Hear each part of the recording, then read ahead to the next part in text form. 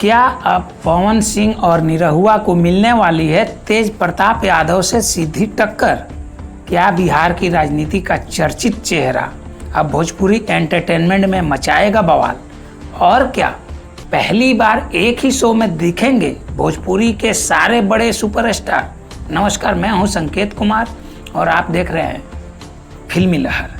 बिहार की राजनीति और भोजपुरी एंटरटेनमेंट की दुनिया से जुड़ी एक बड़ी खबर सामने आ रही है। राष्ट्रीय जनता दल के नेता तेज प्रताप यादव, जो कि पहले राष्ट्रीय जनता दल के नेता थे, एक नए रियलिटी शो में नजर आने वाले हैं। शो का नाम है भोजपुरी बवाल, जिसकी चर्चा अभी से तेज हो गई है।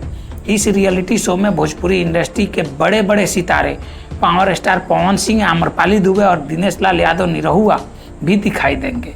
खास बात यह है कि पहली बार भोजपुरी के इतने बड़े कलाकार एक ही मंच पर नजर आने वाले हैं। जानकारी के मुताबिक यह कोई सामान्य रियलिटी शो नहीं होगा।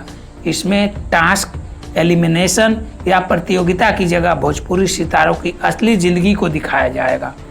दर्शकों को कैमरे के पीछे की दुनिया, संघर्ष, परिवार, सफलता और विवादों से जुड़ी कहानियां देखने को मिलेंगी।